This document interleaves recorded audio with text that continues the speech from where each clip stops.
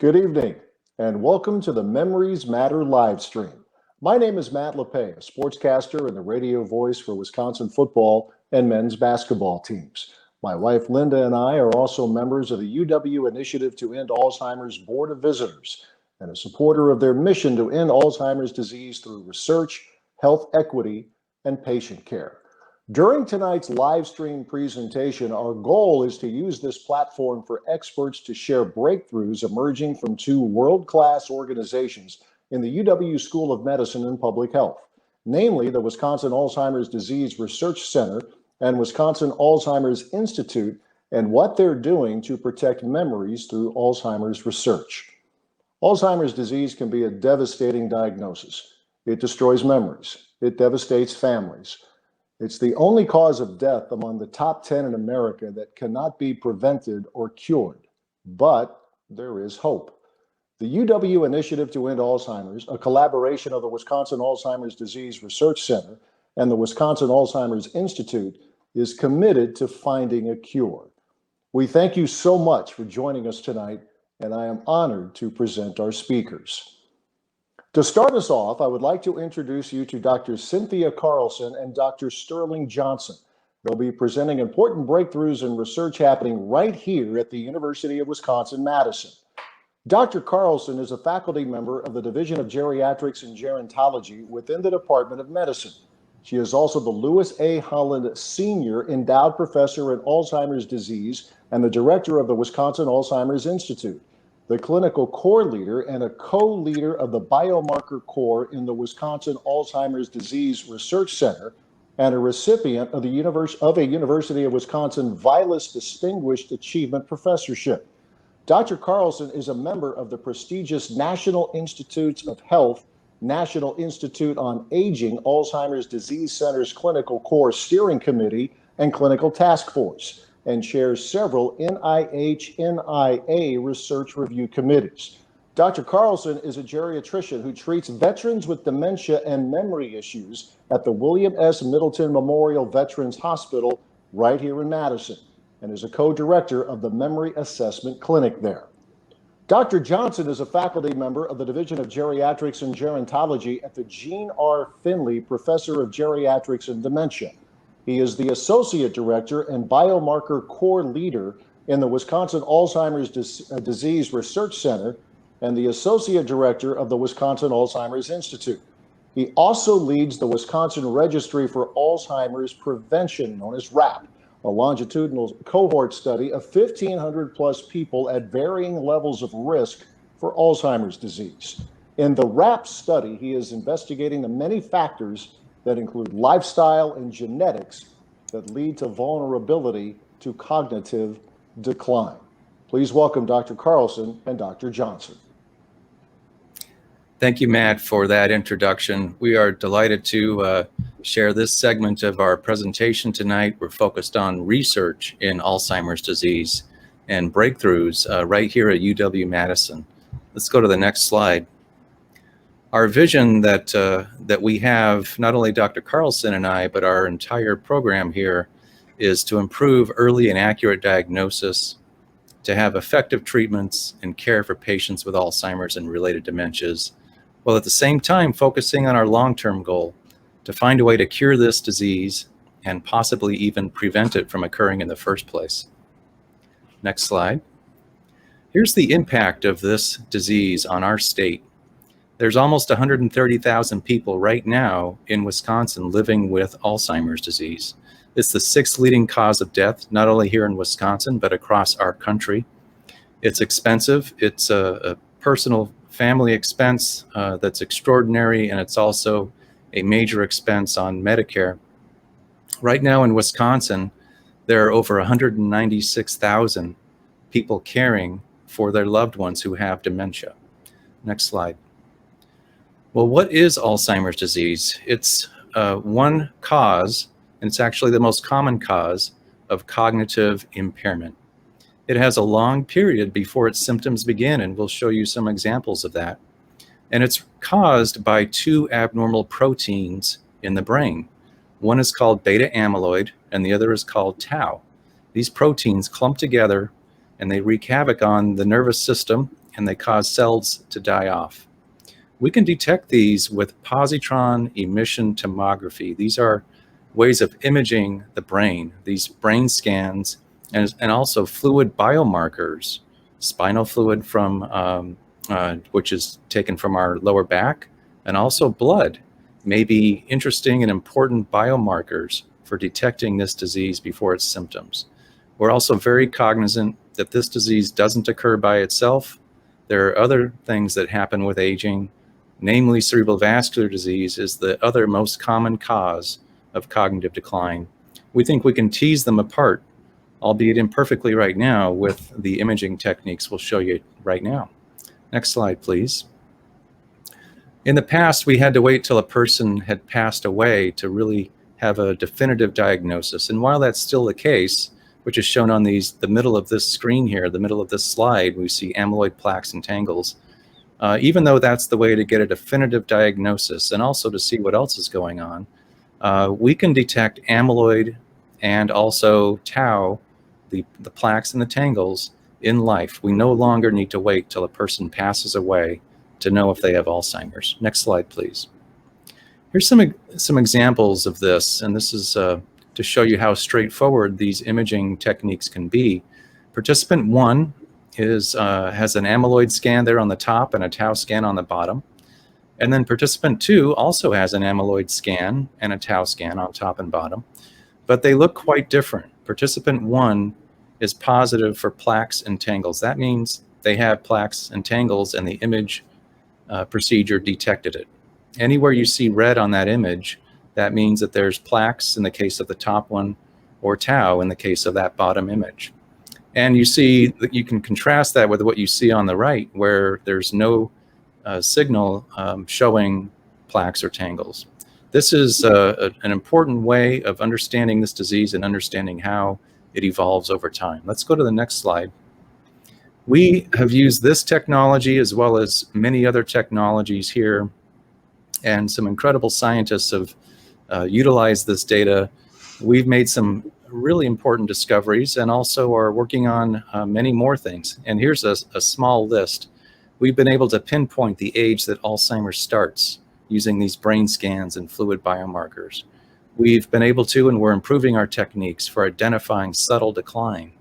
We're identifying health factors and lifestyle factors that are associated with slowing down cognitive decline. We're finding therapies to treat and prevent Alzheimer's. And we're evaluating methods to care for people with dementia and to support their caregivers. Next slide, please. We have, let me just show you an example here. This is a 74-year-old person diagnosed with mild cognitive impairment. You can see that even at age 65 in the images there on the upper right, this person had amyloid in their brain for a while, and they now have tau in their brain as well at age 74.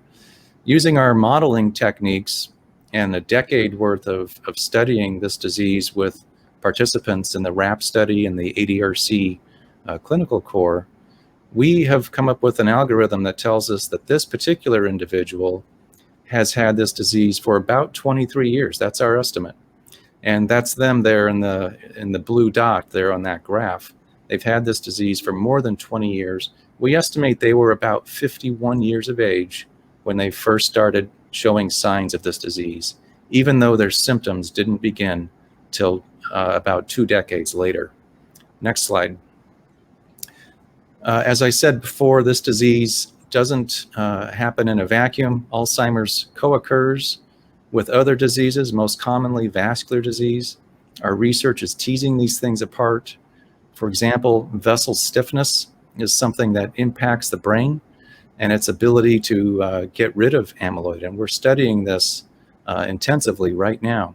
We also know through our research and through other studies all over the world that vascular health can be modified.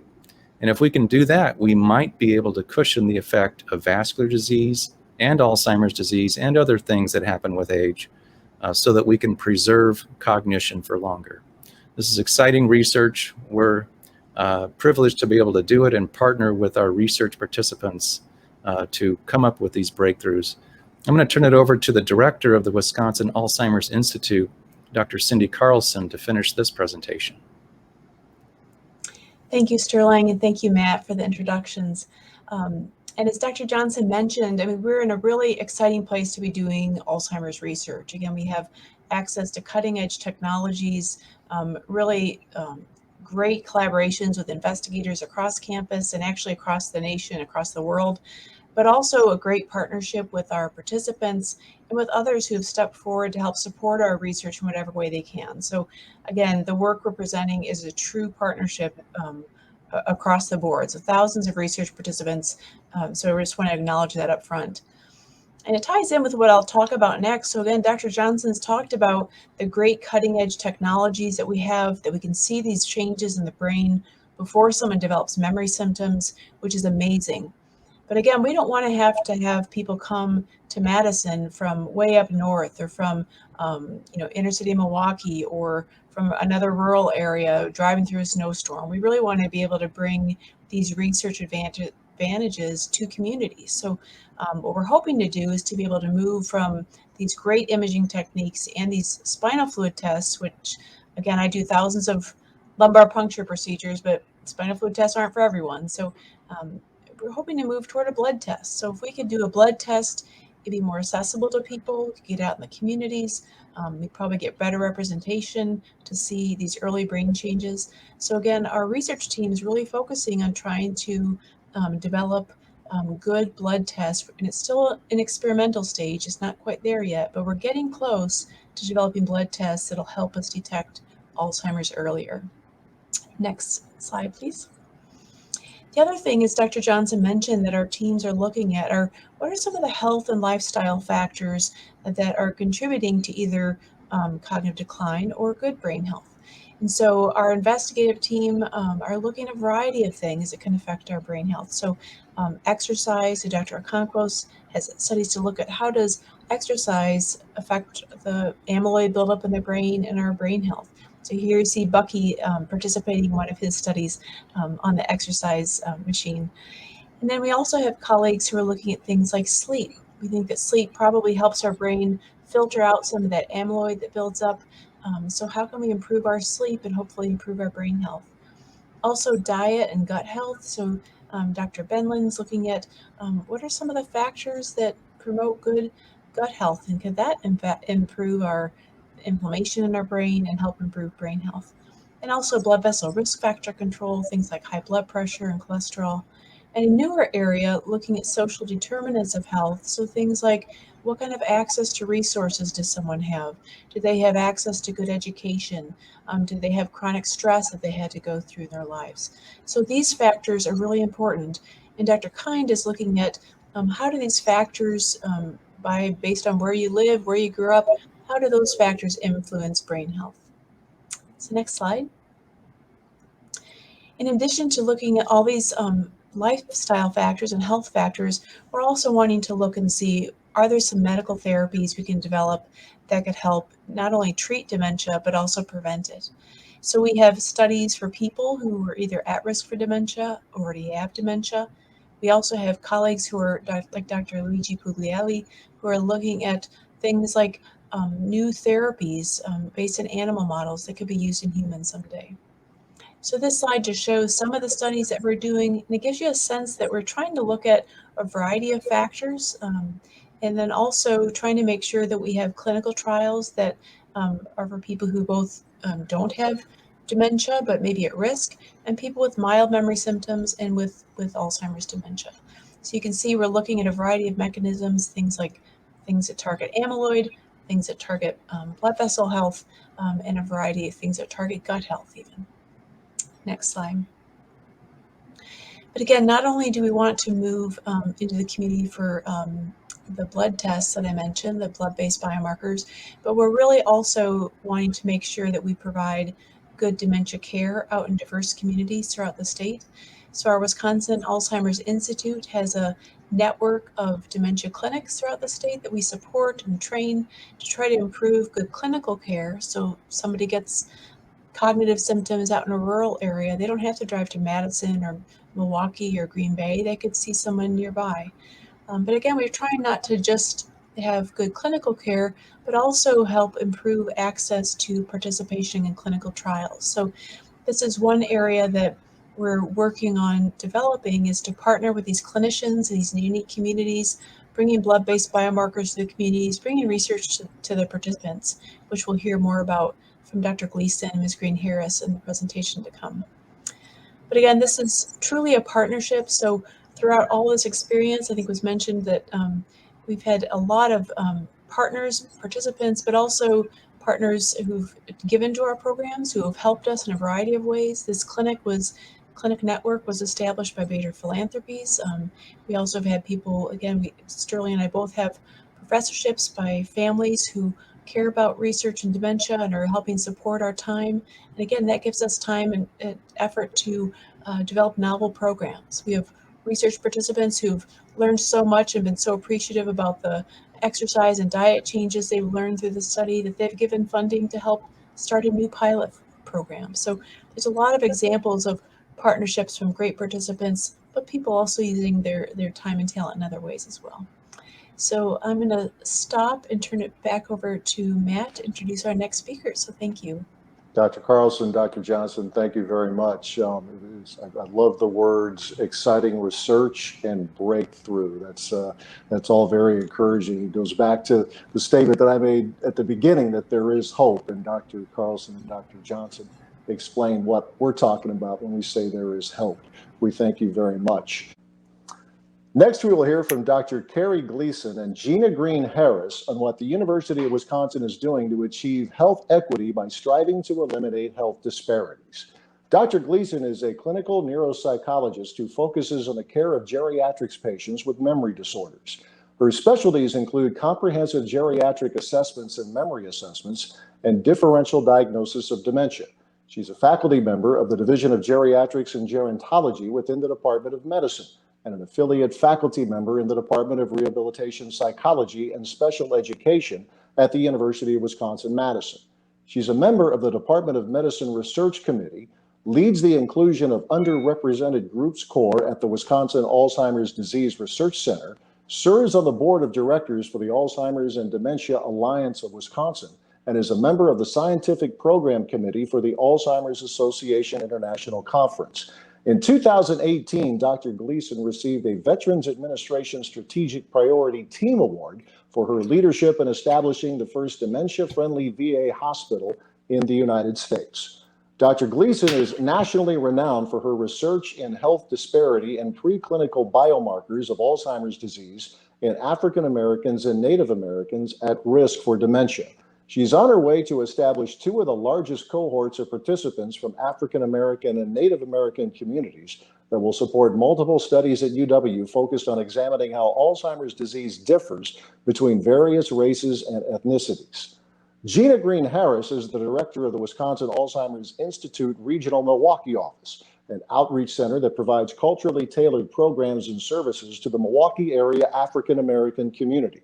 The center also provides resources to medical school faculty and staff in their efforts to achieve health equity for all Wisconsin residents. She's also been named director of the Center for Community Engagement and Health Partnerships, which is an outreach program of the UW School of Medicine and Public Health, also based in Milwaukee.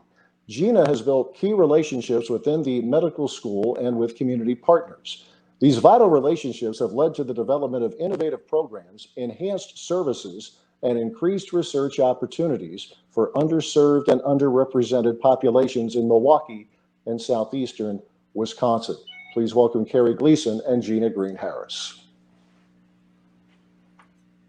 Hello, thanks Matt for the introduction. I appreciate it. I will be, in our brief time together with my partner, Ms. Green-Harris, we're going to be talking about health equity and hopefully create some new advocates for health equity in research. And in particular, equity in inclusion.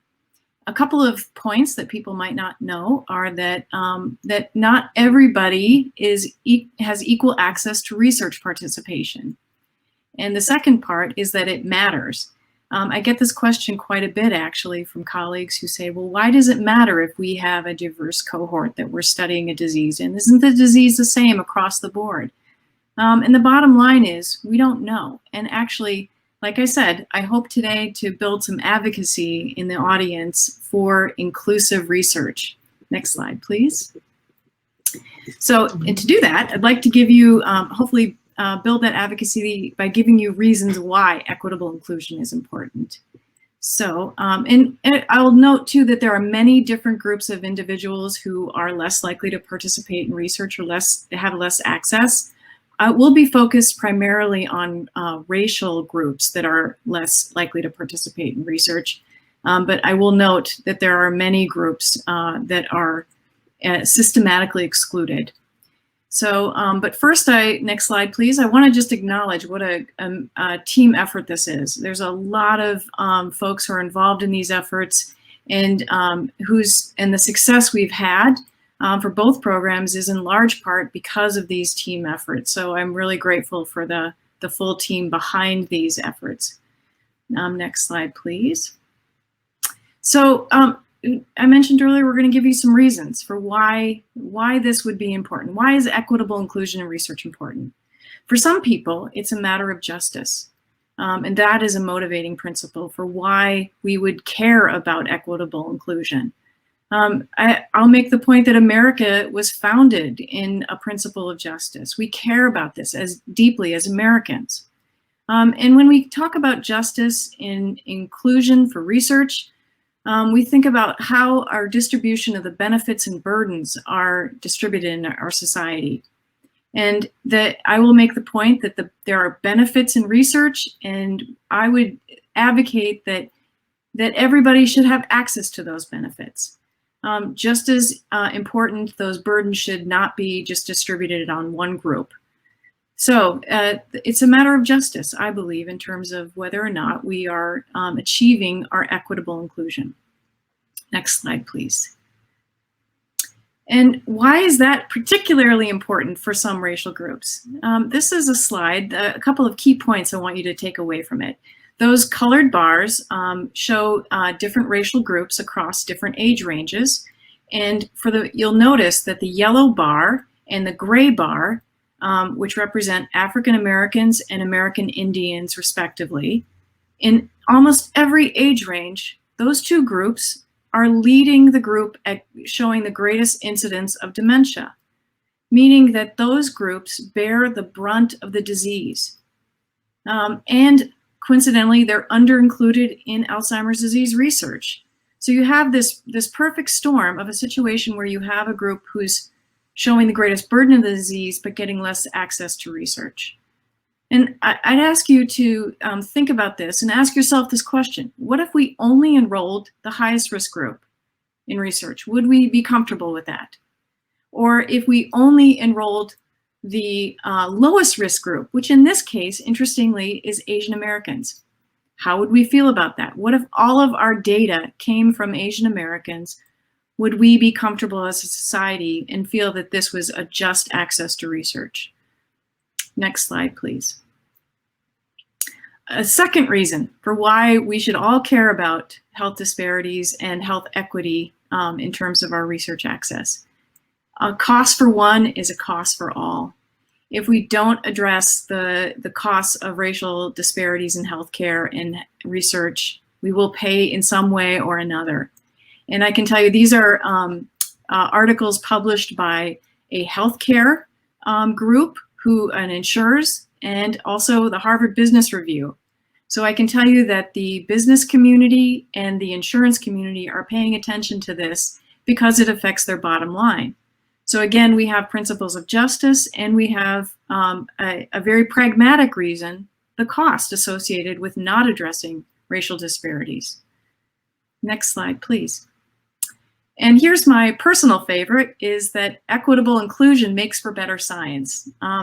We published a paper a couple of years ago where we found, interestingly, with data from the centers, Alzheimer's Disease Center included, when you pool those data and you look at the risk for disease in Blacks and whites, the data showed a very different pattern than what you would expect.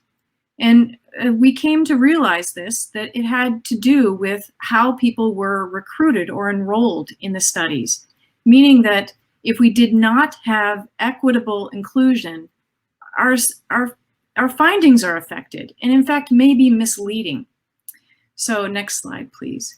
How this pans out. So this didn't surprise my friends who are epidemiologists, but for those of us who are immersed more in the clinical research world, it brought to light a very important point. So these concentric circles illustrate the point that if we think about the largest circle is that full population of individuals who have Alzheimer's disease, so more than 5 million individuals in the US, how many of those individuals actually get diagnosed? So it's a much smaller circle. Within that circle are those individuals who are diagnosed at an academic medical center. All of the centers in the United States are based in academic medical centers. Not everybody has access to those academic medical centers. Of those who are diagnosed at an academic medical center, how many of those individuals actually get approached for research? And then of those, how many agree? And then finally, when you get into a clinical trial, many trials have very onerous criteria to get into the trial. So a very, very small group actually avoids the screen fail and gets into the trial. So next slide, please. So you end up with a situation where you have the final study population of those individuals who get enrolled in a trial being a very small subset of the full population. And I'll ask you to think about these two questions. Would you be comfortable taking a treatment that's tested only in the small group? Do we know that it works with the larger population or that it's safe for the larger population? And here's another question. What about all of those treatments that did not work with this small study population? What if they would have worked with this larger study population? So that representativeness actually has a profound impact on our findings. And in fact, it is something quite important in our current data at our Alzheimer's Disease Center. So as I mentioned earlier, we've been pretty successful at recruiting racial and ethnic minorities into our Alzheimer's disease trials across the centers. And our center in particular has been successful in recruiting African Americans and American Indians. And one small part of trying to build a more representative and a accurate study population that presents with more of a real world presentation of Alzheimer's disease. Next slide, please. So how do we accomplish this? I'll talk briefly on this and then turn things over to my partner, Ms. Green-Harris, who will then describe in much more detail about the programmatic approach to accomplishing equitable inclusion. When we talk about equity, we distinguish it from equality. So an equality model would say that we just follow the same model no matter who walks through the door, who actually we're interested in recruiting. So you can see in the graphic here, you would have a bicycle that's way too small or way too big for some individuals, or not even usable for other individuals. So the one-size-fits-all approach is recruit everybody at academic medical center. An equity model basically calls on us to adapt our approach. And I'm going to quote my colleague here in prep for her talk is, we meet the people where they're at. So community-based recruitment is one of the activities that we do that is incredibly important in building equity. And I will say this, in large part, it's funded through philanthropy because those activities are rarely supported through grant funding or federal funding. Next slide, please. So in our Alzheimer's Disease Center, we have a community engaged research program.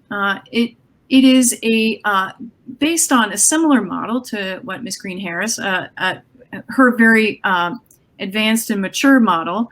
Ours is based on a give first phase. We build advocacy then in the communities, including creating advisory boards. And then we then build a reciprocity relationship. So how does this play out? So in the give first, next slide, please. We spend a lot of our activity in building a relationship with the community, in a genuine relationship that meets people where they are in terms of what they need. This could be an exercise class, it could be food delivery, it could be an advocacy, simply just informational advocacy at booths and fairs throughout the state. So next slide, please. And then with this, we build community advisory boards, which then help us really build research programs that are attuned to what the community needs. And so this has paid off in terms of this is just a brief slide of our success.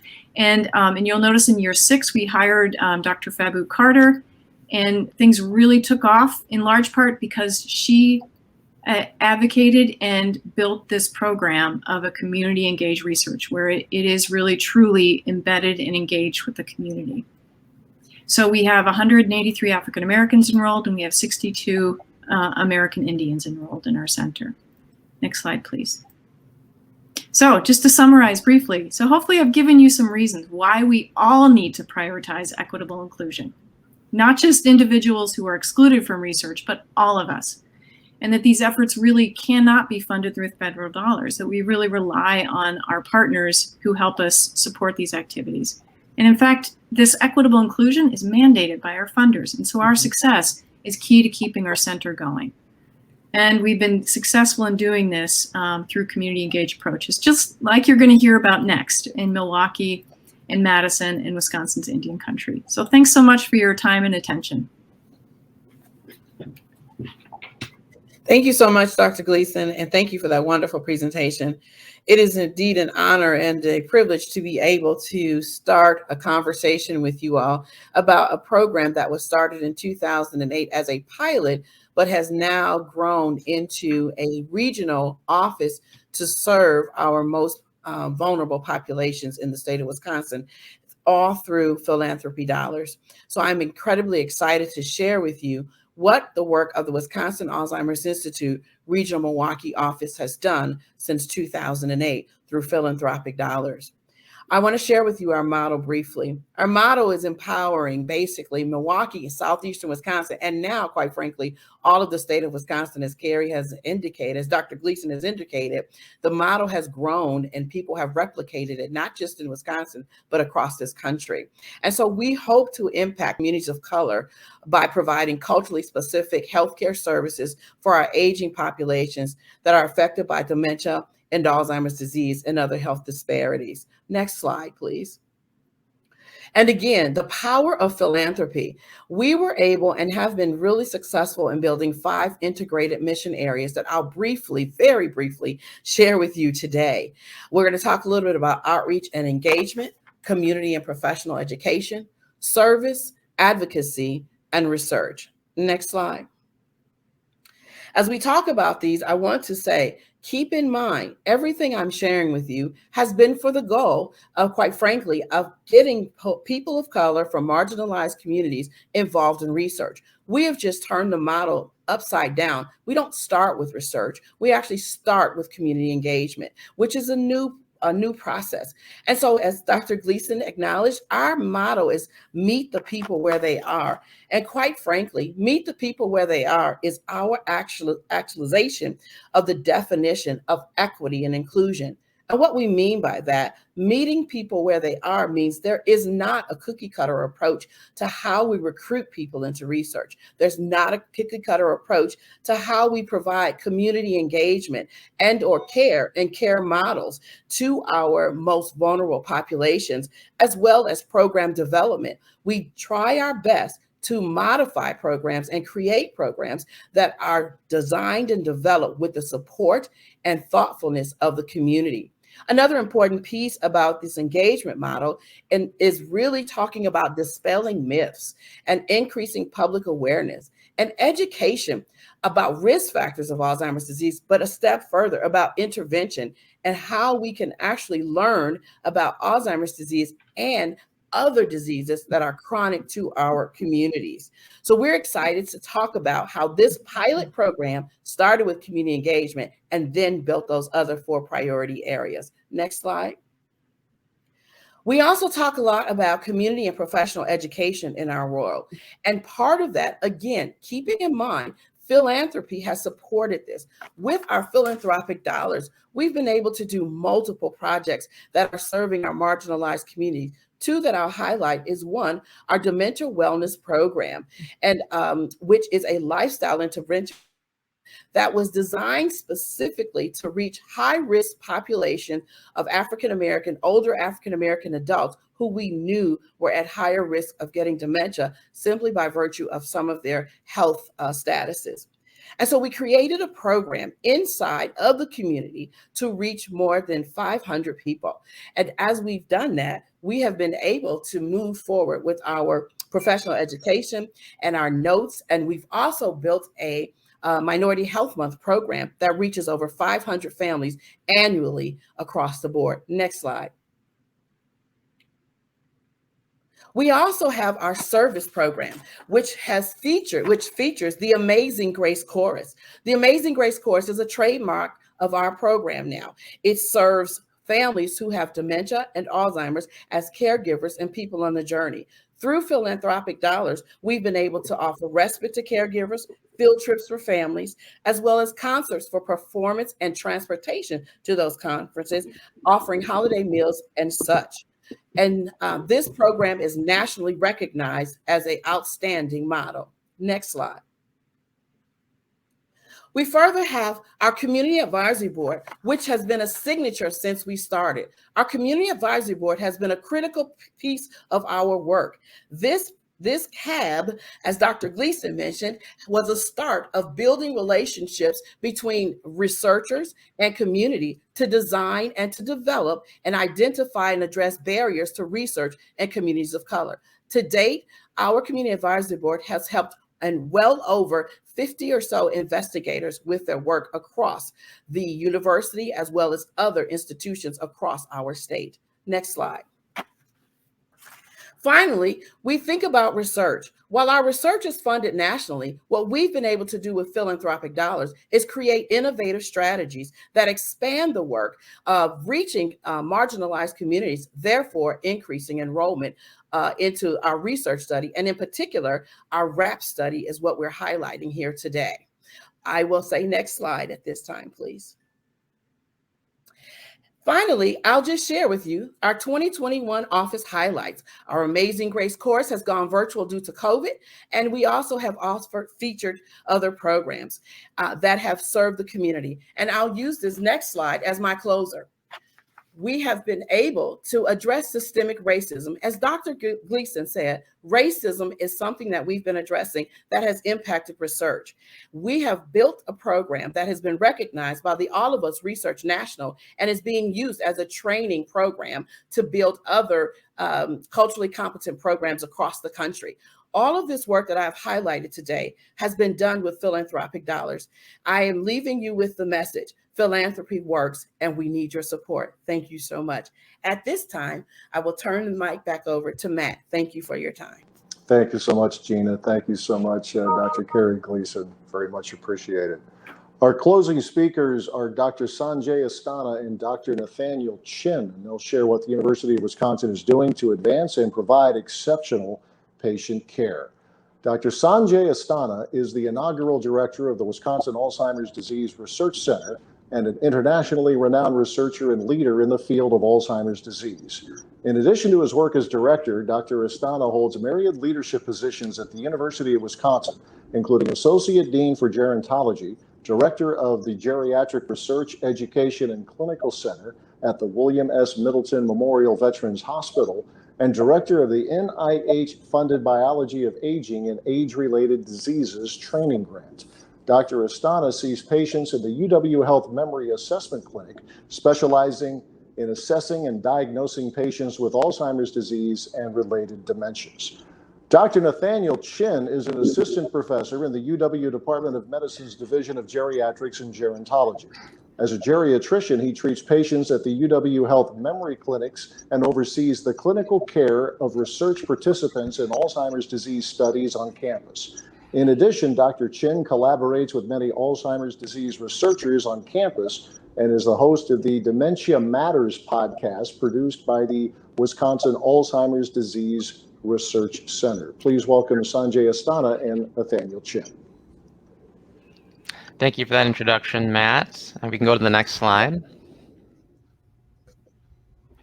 So we'd like to talk about our geriatric memory program at UW, which really is focused on inclusion, innovation, and incorporating research into our clinical work. Next slide. I'd like to start by talking and sharing a story about Sarah. Sarah came to our UW Geriatric Memory Clinic reluctantly, as many people often do. She's a 68-year-old woman, wonderful person, who has noticed for the past 3 years some subtle memory changes. In particular, word finding, that difficulty in getting the word at the right time in the middle of a conversation. And this really made Sarah quite nervous. Sarah has a family history of Alzheimer's disease, and so she knows what that symptom could mean. Not guaranteed, but what it could mean. And so she decided to keep that inside and not really share that with anyone until her family started to notice. And her family noticed more word finding issues with names, and she was repeating herself more. And so they together talked to Sarah about their concerns and their observations. And as a family, they went to their primary care provider for the first time to discuss cognitive symptoms, cognitive health, and what to do. And that primary care provider appropriately referred to the geriatric memory clinic. This is not an unusual story, and unfortunately, because of the stigma of memory change, Sarah waited longer. That doesn't mean there isn't a lot to do, but it is an unfortunate reality that people come in with years of symptoms. Next slide. Now, part of a cognitive evaluation really is cognitive testing. And in our program, we take cognitive testing quite seriously because it's stressful. It's meant to be stressful because we're pushing the brain. We are looking for areas of impairment, areas of weakness, but also areas of strength. And so we push this brain because we need to know if there's really a problem or if this is normal aging. So it's not something that we just do to do it. We want to make sure it's done in the right group of people. And by that I mean we don't want to do this thorough cognitive testing on someone who is already experiencing pretty significant cognitive impairment on other shorter tests and through a proper clinical history. And so in our clinic, our referrals are reviewed by a nurse and a social worker. And that social worker contacts the patients and the families in advance to not only explain what the memory clinic is about, but to also conduct a telephone-based cognitive screener called the TICS-M. And you can see that in the picture to the right.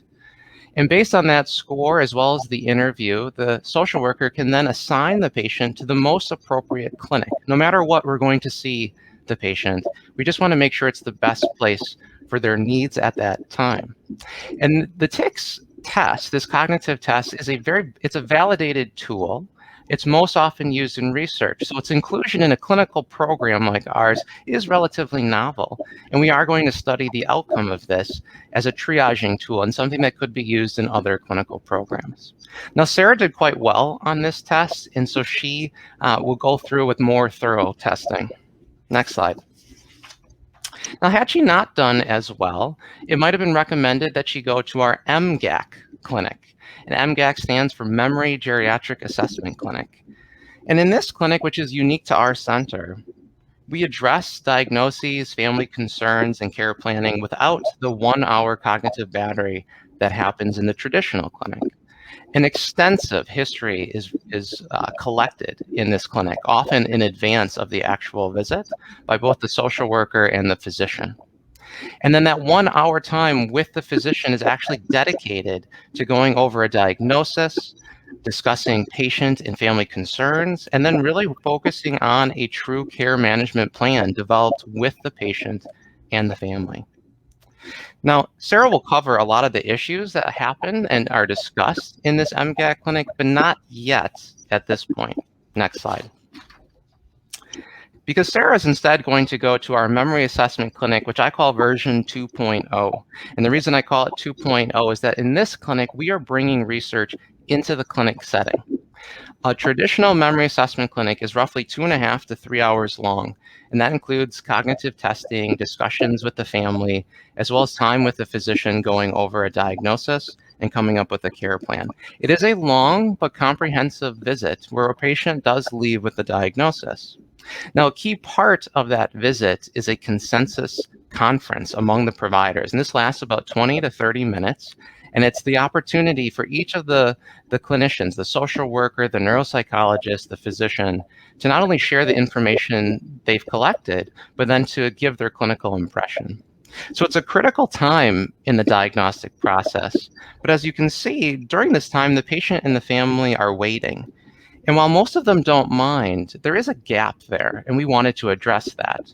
So we've incorporated our select group of clinical researchers into that space to conduct their person-facing research studies. And so we have two that we have been working with. The first is Dr. Kim Miller, and the second is Dr. Lindsay Clark. Now, Dr. Kim Miller is a speech-language pathologist who's interested in understanding the earliest subtle changes in language and seeing if that is a way of identifying cognitive impairment and future cognitive decline. And so the picture in the upper right-hand corners is one that she might provide a patient and then ask that patient to describe what he or she is seeing. That description is recorded and heavily analyzed, and based on the sentence structure, the syntax, the word choices, they can determine if there's evidence of cognitive impairment and frankly, potential cognitive decline down the road. But this is a two-way street, and so our researchers like to give back to our patients and our participants. And so oftentimes they find opportunities to do that. And in this setting, Dr. Miller's team actually talks to our patients about language issues, word finding issues, and potential compensatory strategies. So there's a give back which is needed in a patient setting. Dr. Lindsay Clark is interested in cognitive testing outside of the traditional memory clinic and is looking at smartphone apps as well as virtual ways of conducting cognitive assessments. So after this research component of a clinic visit, the physician will then go in and perform the physical exam and provide a diagnosis and talk about a care plan. But a part of that care plan may be a referral to a research program such as the ADRC or the RAP study. And anecdotally, what we're finding is that people are more interested in learning about research, maybe not participating yet, but learning about it because they've been a part of research. They've done it in their actual clinic visit, and they've gotten to meet the researchers themselves, and it feels a bit more familiar. So we are hoping that this may also be a recruitment tool for a different population, but one that's still important to be studied. Next slide. Now, in our clinic program, it's important not only to provide a diagnosis and a care plan, but actually to follow up on that care plan. And so we've created a chronic care management model that tries to do more than adjust medications and check labs. And so I created the Pathways Clinic to address future issues as well as the current ones, so that patients and families can be prepared for the future while still enjoying the present time. There's a lot of quality of life to be lived, even with conditions like Alzheimer's disease. And so we incorporate palliative care philosophies, interdisciplinary approaches with physical therapists, occupational therapists, social workers, palliative care physicians. We try to address the needs of the caregivers and family members as well as our patients. And we really do focus on anticipatory care, this idea of talking about things that have not happened yet, but may happen, knowing the course of the disease, helping prepare people for what that might look like, such as driving cessation, having people come into the home to help provide care, perhaps going to adult activity centers, and so forth. Now, Sarah has been a part of this clinic, and she's currently going through this, and we're addressing her functional needs, her quality of life, and really discussing what matters most to her. But we got here because research told us what was needed. Our patients told us what was needed, and we had the support from UW to meet those needs. But more needs to be done, and that's why we push on and we need to evolve. And so Dr. Astana is going to talk about ways in which we're doing that. Next slide. Thank you, Dr. Chen. Thank you so much. Thanks for sharing the process and the journey someone goes through when they are referred to the geriatric memory clinics here at UW Health. I can assure you that the protocols we use are cutting edge, and they provide state-of-the-art care to people, and they are the result of research that is ongoing here at UW-Madison. I'm really excited and delighted to share with you some specific research programs that are part of the clinical care that we provide at UW Health.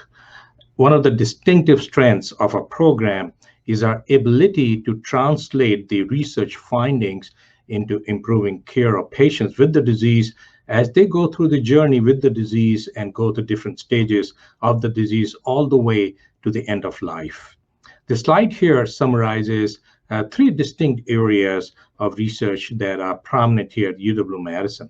Dr. Johnson and Dr. Carlson shared with you the cutting-edge technologies that were developed here at UW-Madison to diagnose the disease early, and especially at a stage when someone has no symptoms. And we use cutting-edge PET brain scans to image the amyloid and tau proteins. We use latest technologies and assays to examine the cerebrospinal fluid to find if there are abnormal proteins related to Alzheimer's disease when someone has no symptoms. And we are now, as Dr. Carlson pointed out, trying to identify some new tests in the blood that could help us diagnose the disease just from a simple blood test, and even help us predict the progression and the risk of getting the disease. So the early diagnosis is really important, and it is important for 2 major reasons. If we can diagnose someone who has no symptoms with the disease, then we can intervene by some effective preventive measures, and also with time as effective treatments come along. Our hope is that we'll stop the disease when the person has no symptoms, and one day perhaps even stop the progression and find a cure for the disease. So early diagnosis is a major focus here at UW Health, and it is closely linked to the patient care that we provide through UW Health geriatric clinics.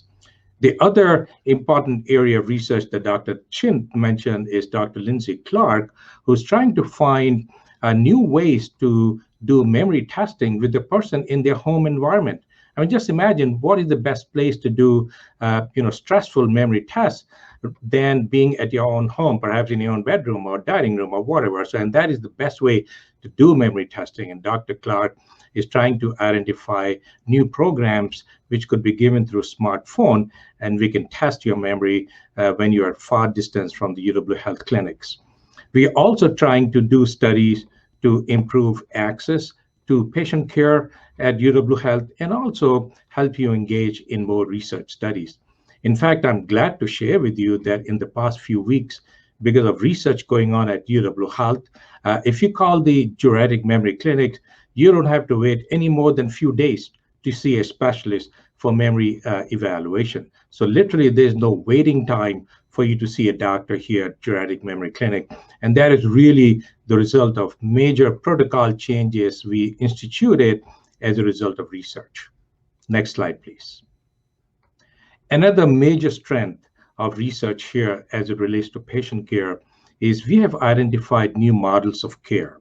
What this means that we have tried to find ways in which we can really provide state-of-the-art care with minimal burden to the person with the disease and also their family members. Dr. Amy Kine and her team are world-renowned in identifying a model called C-TRAC. C-TRAC is called Coordinated Transitional Care. What this program focuses on are people with diagnosis of dementia who have just been discharged from an acute hospital. It is well known from geriatric and dementia research that when people with dementia are diagnosed from the hospital and they go to their home, their risk of being readmitted to the hospital in the first 30 days is exceedingly high. So what the C-TRAC program does, it employs a highly experienced nurse who makes daily phone calls to the patient and their family members and check on the patient. They want to make sure that the patient is still taking the medications and not forgetting to take the medications that were prescribed in the hospital.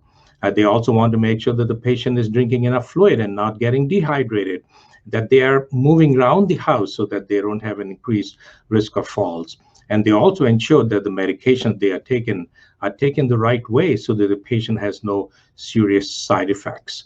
So this is a innovative model of care that was developed here by Dr. Kine at UW Health, and it is now being employed throughout the nation and throughout the VA healthcare system. So we were able to distribute and disseminate research not only here in Wisconsin, but throughout the country and beyond. Another major research that Dr. Kine is doing is working with GRACE, which some of you know is a hospice care center here in Madison, Wisconsin, and she's trying to find how we can improve care of people with dementia as they reach the end of life. The palliative care and end-of-life care research in dementia is a major focus here at UW-Madison, and perhaps the only center in the country which is doing research in this area of people who have dementia. We are also trying to find how telemedicine can improve care of people with dementia during the pandemic. Many of these people cannot really come to the hospital and clinics because they are at increased risk for COVID.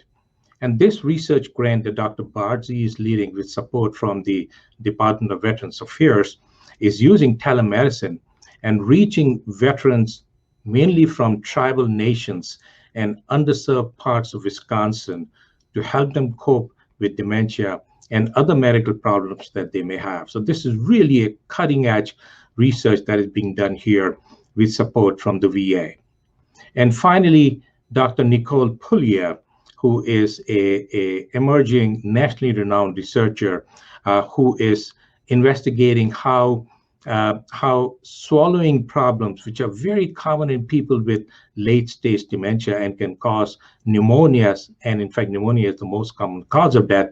So pneumonia resulting from person swallowing in the wrong way, that fluid in the food goes into the windpipe and not the stomach, and they develop pneumonia. So that area of research is also important. Next slide, please. This is my last slide to show you all how philanthropic support can really enhance research in improving care of people with the disease. Initial support that you all provided and you donated to the initiative to end Alzheimer's here at UW-Madison helped us really launch the early diagnosis program that you heard from Dr. Johnson and Dr. Carlson. It also helped us launch the blood-based diagnosis program, and in fact, we are about to purchase a very costly machine supported entirely through philanthropic dollars, which will help us do sophisticated assays in blood to diagnose the disease. We're also using your donated dollars to train the next generation of scientists here at UW-Madison and across the state of Wisconsin to care and do better research in understanding dementia. And finally, we are going to use the philanthropic support to really engage the communities of Wisconsin that you heard so much from Dr. Gleason and Ms. Gina Green-Harris. So I want to end by thanking you all for your time and attention, for your support for IEA, and the excitement and really hope we have for one day finding a cure for the disease and really improving the care of people suffering from the disease. So with that, I'll hand over the presentation to Matt Lepay. Thank you.